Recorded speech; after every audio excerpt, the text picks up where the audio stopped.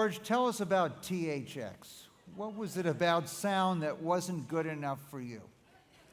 Well, when I built my own facility in San Francisco, because that's where we were, and I had to build a sound facility, and we wanted to build something that was the best in the industry, so we built it, and we built the theaters that we mix sound in. We redesigned and reconfigured the way the speakers were, and then we also did it to the screening rooms all in the facility there. And a lot of the studios came up to see the new facility, and they said, gee, how can we get a sound system like that? So we built a sound system for all the studios. And then after we did that, then some of the theaters started saying, well, can't we have that kind of sound system too? So that's how THX started, and we started doing quality control in the theaters to make sure that the pictures were right and everything. This particular little logo that went at the head, we had a lot of different ones. For the Pixar group was part of Lucasfilm for a number of years, and when they left and we were doing this, they liked to do these little THX ads. They just did them for fun because it was, so we always put them on the films at the beginning of the film. So what type of person did you hire, join your team to focus on sound? What is their background? If I'm an expert in sound, what's my background? I want to see if I can apply for a job here, George. A lot of the guys were MIT guys. Most of that part of the operation, we called it the Lucasfilm Computer Division, which was, again, this was a long time ago, even before there were personal computers. And I got Ed Catmull, who was a professor at MIT, and then he helped us put this group together, of which we had theater sound, we had digital editing, digital sound, digital editing, which is now, we sold that company to Avid. We sold the sound company, and we had a games company. We built digital printers to take the image, a movie image, and put it into a computer and bring it back out again, laser printers. Pixar, which was a special purpose computer for graphics. We just did a whole host of technology that we needed really at ILM and at Lucasfilm in order to make it easier and less expensive to make movies. All right, well, before we go any farther, we just want to give the audience a little quiz here to see what they know. We're not going to ask them whether they know all 5,000 characters or not, but let's put up a little question here. We want to judge their IQ. So which one of the following is true about George Lucas? We're not going to give you enough time to go online right now. Who thinks it's A? No one is raising their hand? This Tough is crowd. hard. He was raised in a silver mining community in New Mexico. No one? How about your cameo role in Jaws 3? Okay, well, it looks like there's a groundswell for that one. Your full name is George Walton Lucas Jr. That's after the Walton family, right? You're an heir? Right. Is that the one? Okay, so how many think it's A? Raise your hand. B, C, looks like D. Looks like C wins in the audience here. Well, let's see, what is the right answer to that question? And George, tell us, who was George Walton Lucas? My father. And Surprise. and your dad, of course, was a film producer, right? Director? Yeah, my father was I lived in Modesto, California. He ran the only real stationery store there, sold office equipment. That was in the 8 days when you could buy everything from desks to pencils in the same store. So let's see a little short film about George, and that I understand, George, you decided really not to stay in that office furniture business. I told my dad I'd never go to work someplace where I had to do the same thing every day. So let's take a look.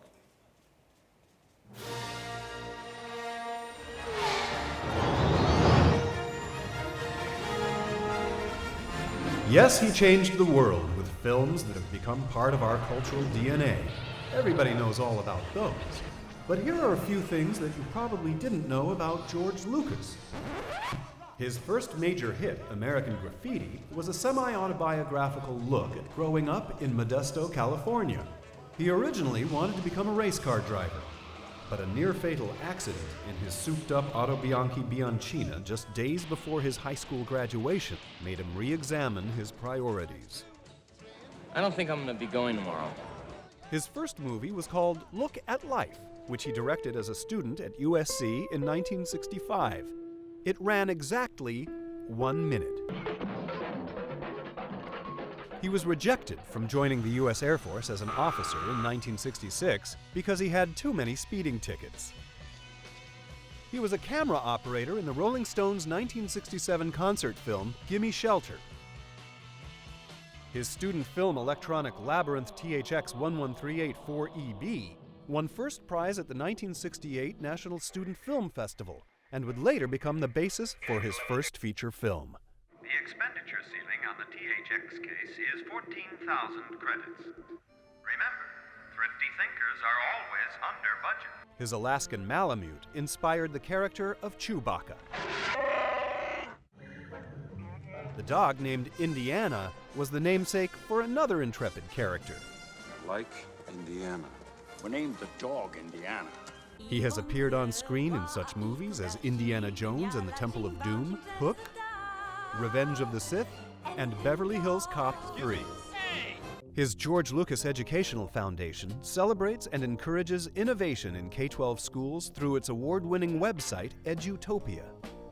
He has signed Bill Gates and Warren Buffett's Giving Pledge and will give away at least half of his wealth to charity.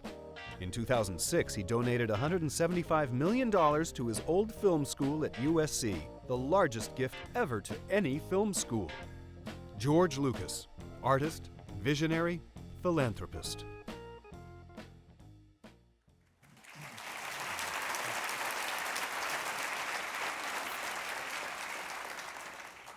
So George, tell us about Mel's Drive-In. Carton? Tell us about Mel's Drive-In. Did you eat there? Yeah, it was actually called Al's Drive-In, but yeah, the film reflects pretty much how I spent a lot of my misspent youth. So when I came up with the movie, I said, gee, all those years I spent cruising, I would maybe turn into an asset instead of a lot of wasted time, and it worked out well. Not everyone remembers the 50s like you and I do, George. What is cruising? Some of the people might not remember what cruising is. Well, it was actually the 60s. Let's not go back too far. But it was also in the 50s and the 40s. But it was it's a very distinctive American ritual, mating ritual, where boys met girls and girls met boys. Very unique because it was all done in cars. And for most of the world, that was, unbelievable that teenagers could actually even own cars, because they would walk around the plaza in the local square and do the same thing, it's just they'd do it walking.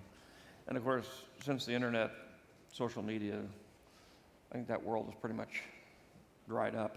What created your fascination with cars or racing at a young age?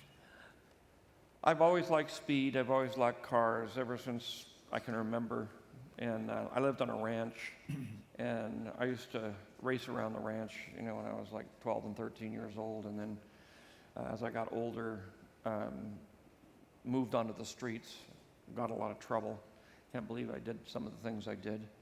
But eventually got into a terrible car accident, and it pretty much turned around my view of life, because I wasn't supposed to, by any rational means, survive the accident, but I did. So that's when I decided I'd start taking school seriously, and I went to junior college and started studying social sciences and anthropology and that sort of thing. Figured I'd go on to San Francisco State to get a degree in anthropology. I'd always wanted to basically be an artist, be an illustrator, and go to LA Art Center. But my father said there'll be no artists in this family, and you can do it if you're going to pay for it, but if you want me to help you in any way, that ain't going to be in your future. So what brought you to USC? It's, again, I was going to San Francisco State. My best friend, who I'd grown up with all my life, was going to go to USC Business School. And he said, come up to Stockton. They're going to have a test, a USC entrance exam. He said, at least come with me and take the test, because I don't want to go up there all by myself. So I said, okay. Went up there, took the test, passed, and then I said, well, what am I going to do now? I said, what is there at SC? They don't really have an anthropology department there, do they? He said, well, I don't know, but they got something called a cinematography course. And it's supposed to be really easy, easier than PE. And I know you like photography, so I said, well, okay. So I went, and lo and behold, it wasn't a cinematography school, it was a cinema school. We actually learned to make movies. I had no idea that you could actually go to college to learn how to make movies. It never even occurred to me. I wasn't that into movies. I watched television, but we didn't even get a television until I was 10 years old. So it was like, this is an odd thing, but I got in there.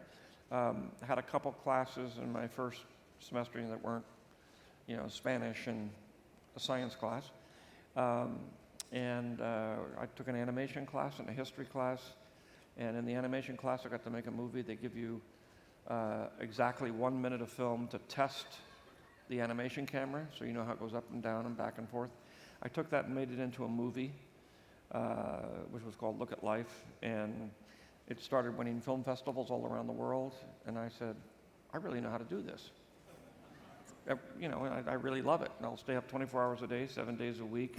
I won't stop for any, I found something I'm really passionate about, so that was how I discovered it. Well, let's go to Star Wars. And I had mentioned to you, George, that when Star Wars, what is now called Episode 4, but we saw first, we went back to the movie and we took an entire group to the Chinese Theater here in Los Angeles. And I wanted everyone to watch this movie as it was being re-released on the screen, to look at the character development.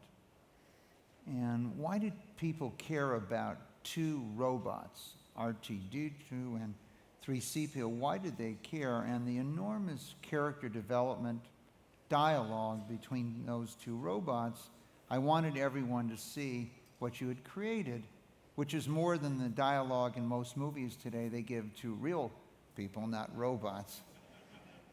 And so the screen went dark. We were looking forward to seeing this movie that hadn't been back in the movies in a long time. And all of a sudden, 200 to 300 lightsabers went on in the theater.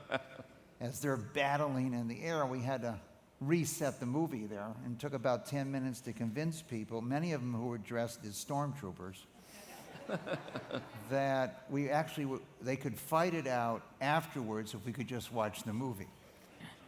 But let's talk about character development and what it means to tell a successful story or develop a movie. Well, all storytelling is basically plot and character. And the art of it is how well you do that. And part of that also is who your audience is, who you're aiming it for. And sometimes people have a tendency to forget that Star Wars was aimed at adolescents going through puberty, people 12, 13 years old, 11, 12, 13 years old. And not everyone knows that when they were 30 or 40. Right. That's what it was aimed at. But it's, and it was a piece of mythology, which ultimately, came all out of my anthropological years, that mythology is a way for society to tell stories to people, young people and older people who go around, but to make the community become cohesive, to say, these are all the things we believe in. These are our values. These are the experiences we've had. These are the things we realized are bad. These are the things we realized are good. So it was a piece of cultural cohesiveness that would allow a society to develop. And I came to the conclusion that we didn't have anything like that, or whatever we had was sort of very arbitrary and haphazard. but I thought I'd design something that was just designed for that. And, but use the psychological motifs that existed back, 2,000 or 3,000 years ago.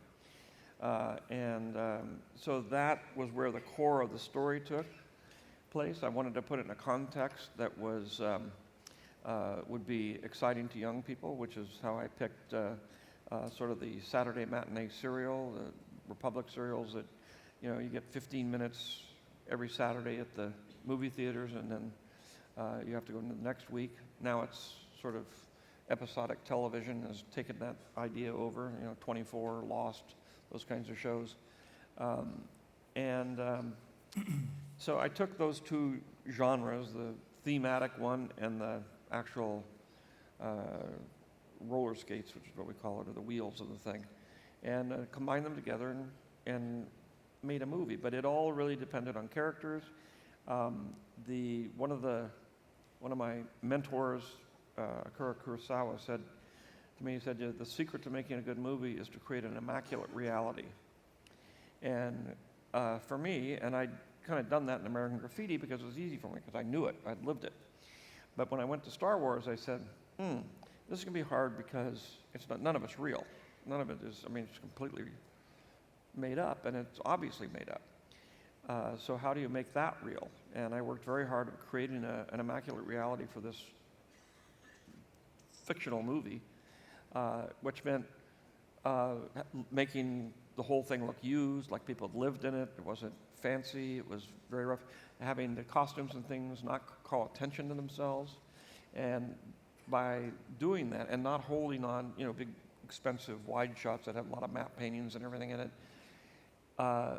not hold on those things. So what I did is I pushed the characters forward in a movie where normally you would push the characters, or the characters would get pushed into the background by all the science fiction mumbo jumbo and high-tech stuff.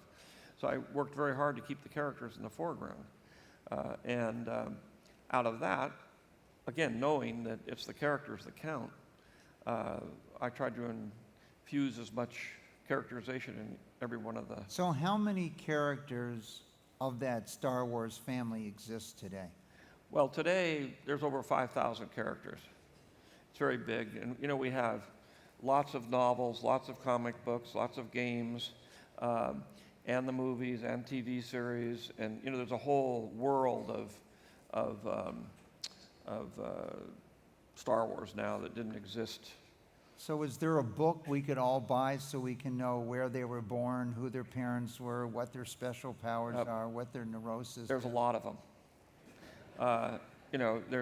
There's got to be at least 24 encyclopedias, and there's encyclopedias to characters, or encyclopedias to aliens, encyclopedia to droids, to spaceships, and then there's like the complete Star Wars encyclopedia, which is in 4 volumes, big. It looks like the Encyclopedia Britannica, and it's just like it. It's got just got thousands and thousands of entries. When I first went to Dubai, it was about 2 or 3 in the morning. I'm there in the Emirates Hotel. And I'm looking at people dressed from all over the world. Women covered head to toe, others in mini skirts, every language being spoken, food and all I could think about was that bar scene from Star Wars here, when I was there. So who created that bar scene? How did you get that idea? Well, we, obviously a desert planet, so we had to shoot in a desert location, and the location manager.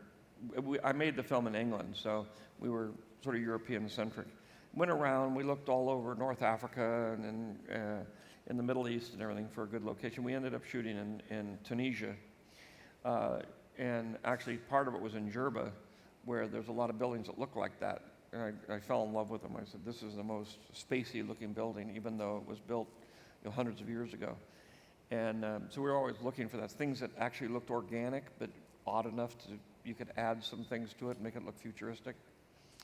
So it was really, there actually, between locations in Tunisia, there is a town called Tatooine, which is where the name of the planet came from. When I think about it, George, I have to really study the characters because when I visit with my grandchildren, my 3-year-old grandson or my 5-year-old granddaughter today, I really have to be knowledgeable of characters. I know last Halloween when they came over to my house, my daughter-in-law Hillary was dressed as Princess Leia, my granddaughter was Princess Leia, and my grandson was 3CPO. And so they were all prepared. And so for generation after generation, we've passed down these characters, and I'm sorry to admit that my 3-year-old grandson knows more than I know about some of these characters. I have to get prepared when I go to read him a story because I first have to start with Star Wars. Let's talk about another movie you made that I think really had an impact on me, and that was Tucker, The Man in the Dream. And also a message for society. I'm not sure if as many people saw, but just a fabulous story. Why don't you tell us a little bit about that story, George? Well, Tucker was a film that Francis Coppola, who's a very close friend of mine and was my mentor when I was first starting out. We started American Zoetrope together as a company, and then due to my first film, THX, we went broke, and he had to go off and direct The Godfather, and I went off and made American Graffiti, although he produced it for me. And he was very taken with this idea of the visionary, because we had moved to San Francisco, we were making films up there, we were very out of the establishment, and obviously there's a lot of things connected with being outside the establishment, a lot of barriers that make it difficult when you're coming up with new ideas. And so he became completely fascinated with Tucker, wanted to make it into a movie, and was always talking about it and working on scripts. And originally he wanted it to be a musical, but as we went along, he helped me do American Graffiti. I had originally developed with him at American Zoetrope Apocalypse Now that I was going to direct, but then by the time he was able to, he wanted to finance it himself, so by the time he was able to finance himself, I was in the middle of Star Wars. And I said, you'd have to wait. And he said, oh, no, I want it to come out in 1976, as a part of the centennial reality. And I said I couldn't do that, so he went off and did that. And we went along, and then he made some financial bets that didn't pay off. We were talking about what he wanted to do, and he said, well, I still like to do Tucker and everything. So I said, okay, look, I'll produce Tucker. We'll do it together. And convinced him not to make it into a musical, which he's never forgiven me for. But, it's a movie about what we were, which is why it was so emotional for both of us. It's about the little guy trying to buck the system and do something that they're not willing to do. And it's funny because now the whole world is kind of like that. With the digital age and entrepreneurs, it's much easier. But in the old days, it was much harder to come up with an idea for something and then actually get it made without, running afoul of some of the larger corporations that may be upset or threatened by what you're doing, which is the way it was for us in the film studios. The film studios were very sort of resistant to what we were doing and always a little grumpy about the way we were making movies, and so there was always a bit of a hostile environment between those two.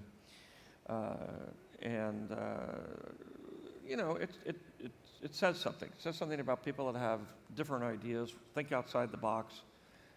Tucker, I know you know much about the Tucker car. It was very advanced for its time. It was designed as a safe car. It had seat belts. The big three hated seat belts, the idea of them. They thought people would think the cars were unsafe.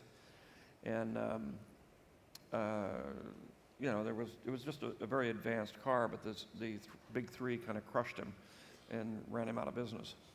So, George, I think, over the years, over the past 20 plus years, we spent a lot of time talking about philanthropy, things we're doing together, our joining the Giving Pledge or the American Academy of Achievement. And one of the things we've had a little discussion on is nutrition. And this is our last gathering of the Giving Pledge. And talk to me about why you decided to sign up for the Giving Pledge and what is the Giving Pledge for everyone. Well, I know Bill pretty well. My life partner is a good friend of Warren Buffett's, and they eventually came to me. Well, why don't we introduce Melody to us? Melody, where are you? Maybe you want to stand up and She's in pink, you can't miss her. give us a little encouragement. She ran here away. for George. Okay. Oh.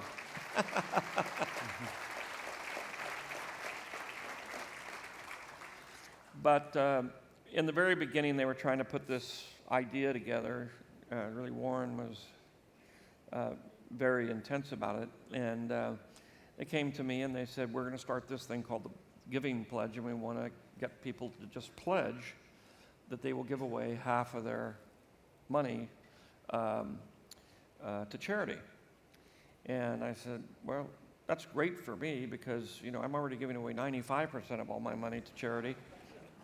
So I'll sign, because it's not a binding thing. It's not like putting it in a pot and everybody doing it. It's just, you just pledge that you're going to give away all your money instead of giving it to your children or whatever. And of course, people say, well, it's easy for you people because, you know, you're worth billions. And, you know, if you give your kids 5%, it's more than most people have. It puts them in the 1,000ths of 1%. But at the same time, I'd already had a strong feeling, and I know you had a conference about it. It's odd that when you were having your conference about how much to give your kids, I was in Chicago with Warren, and we were having a pledge meeting about trying to get people to come in and say why you shouldn't build a dynasty. And, you know, I just feel money is a burden for people. And it's nice to have enough to live on so you don't, I mean, I know my kids are not going to be destitute, but they're never going to be able to afford a Learjet. So, unless they do it themselves. So let's talk about an area you know that has been one of my passions, and that's nutrition and trying to get people to be healthy, etc. And there's one scene from a movie you produced that always comes back in my mind when I think about how we can create healthy food that tastes good. And it was that scene from Indiana Jones when they were serving. Let's take a look at that delicious meal that day. Ah, sneak surprise. What's the surprise?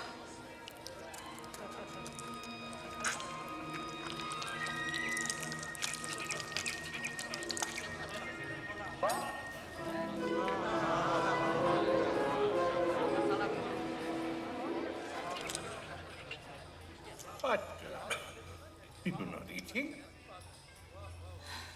I had bugs for lunch.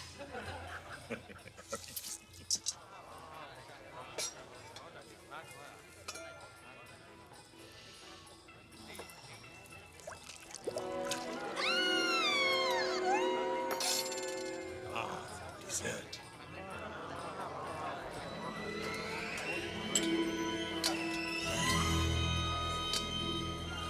Chilled monkey brain.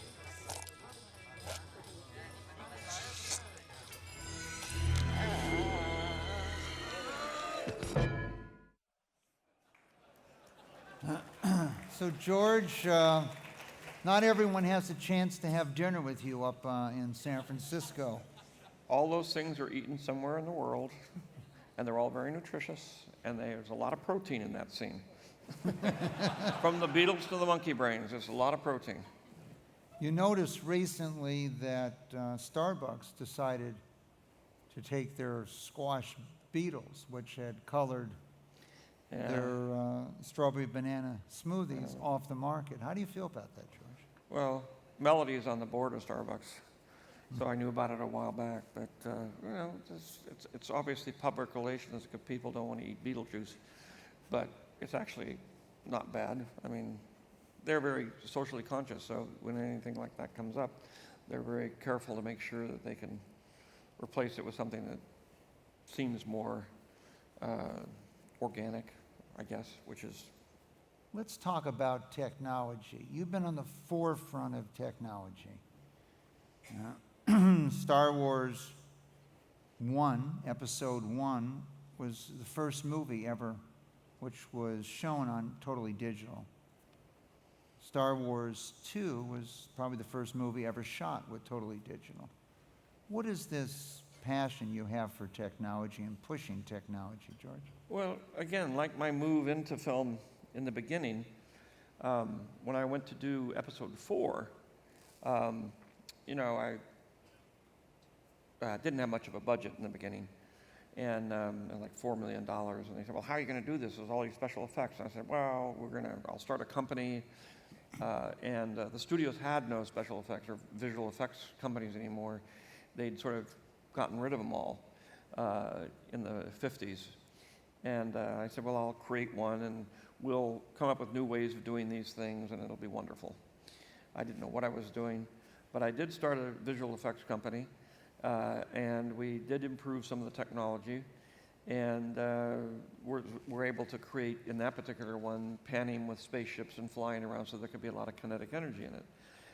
The one thing is, ultimately, for anybody who works in the arts, you're always running up against the glass ceiling of technology, because art, in and of itself, is the very definition of human technology. Monkeys can't do it. You know, they learn to draw things, but they don't know how to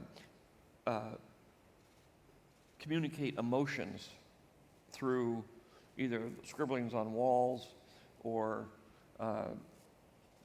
oratory or any of those kinds of things. So art is always is manufactured by our ability to use technology, whether it's a rock or a piece of charcoal or words, a big advancement. And eventually you run up against, theater ran up against the fact that theater and round didn't work very well. The genius of Shakespeare really was in the fact that he was able to get the actors on and off the stage to change the sets on a theater of the round, which doesn't seem like much of a problem to you unless you try to do it. And then they invented the proscenium arch to sort of solve that with pulling the curtains. But it works in the idea of frescoes, having to work in a church with candlelight, put the plaster down, paint it, come back the next day, have it all be right. You had a huge crew of 30 or 40 people. It's like making a movie. Then they invented oil paintings. You could go out in the sun, you could work outside, you could paint over whatever it was you're doing. It didn't take, it was very inexpensive. Completely revolutionized the technology of paintings. And film now has done that. The difference between the photochemical process and the digital process is the difference between frescoes and oil paintings. So by making it easier and cheaper, we were able to accomplish things that you just could not accomplish. When I did Star Wars, the idea of making a fantasy film or a science fiction film, it's a literary medium, science fiction and fantasy. You can describe things in words that can't possibly be real. You can paint them in a painting, but you can't actually make them move. Because then one thing about making movies is you have to actually create something that actually exists for a moment in time and then photograph it, whether it's a miniature or big or whatever, but it has to be real. Digital, it doesn't have to be real anymore. We can just create it. It only exists in a computer, and we can create all kinds of marvelous things. It completely opened up the field of cinema to everything, and the consequences are, unintended consequences, or they were intended actually. You could do period pieces.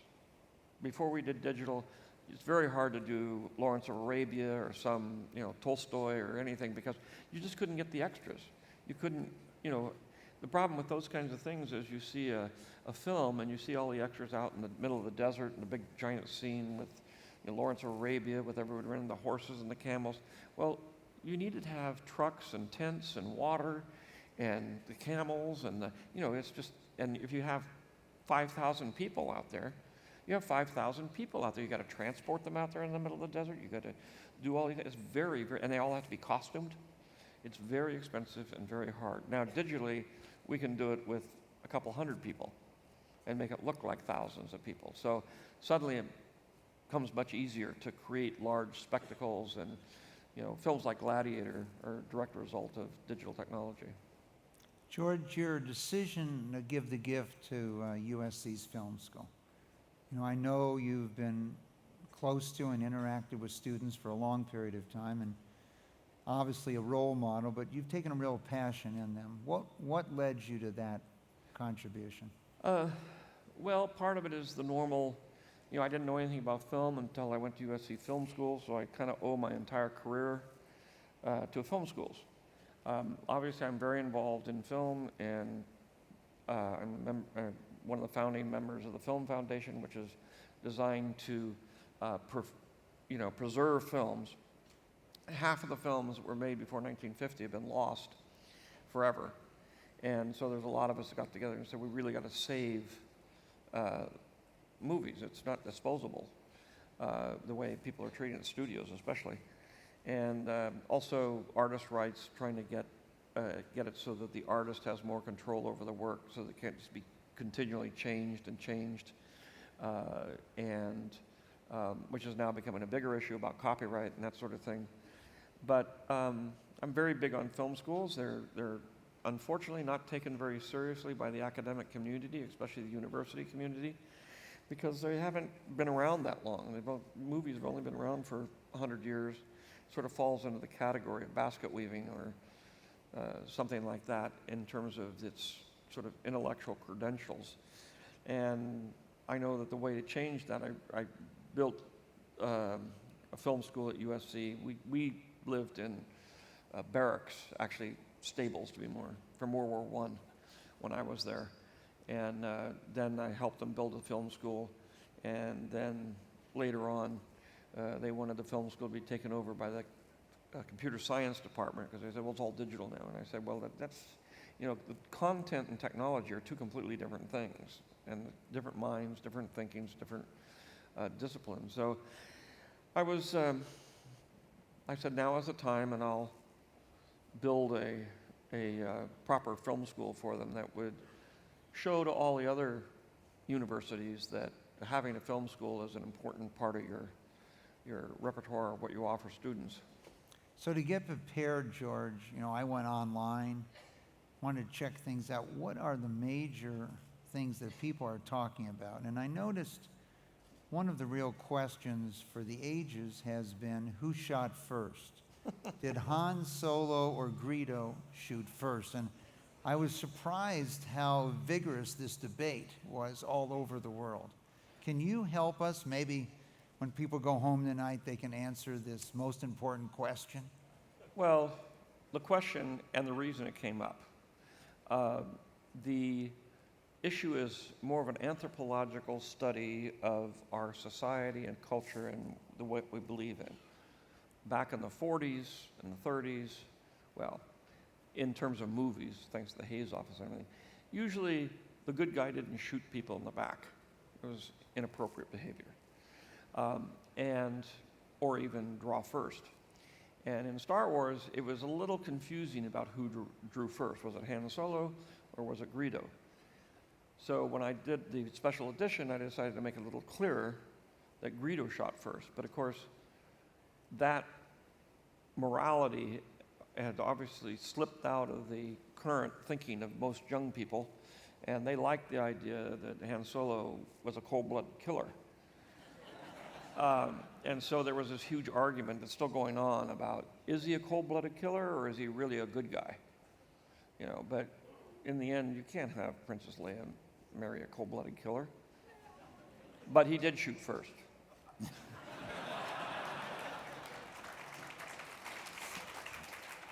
So I think it's important for the audience to understand just how much thought goes into these issues as you're developing the characters. Do you have any favorite character or characters that like stuffed animals in your bed or anything like that? Do you have any? It's hard. People ask me that a lot. But when you create something like that, and you create the characters, and you create the movies, which is your favorite movie? Which is your favorite character? It's like having kids. You love them all. It's just so much work to make them, bring them into the world, that you can't help but love them. I mean, obviously I have a fondness in my heart for Chewbacca because Chewbacca was my dog, Indiana, who I love very much. But there's also, each one is eccentric in its own way. You know, I have a fondness for Yoda, and, you know, and Luke is obviously loosely based on me, and so. Darth Vader is not based on my father. Why is Luke loosely based on you? Is that your car racing days? I don't know, just because he was the hero, and when you're writing something like that, I wrote that for 2 years, you know, draft after draft after draft. You have to have something that, you know, and it makes you sort of be the character when you're writing it. And you know, and I'm sort of probably much more of a Luke than I am a Han Solo. Well, George, I want to thank you for joining us tonight, and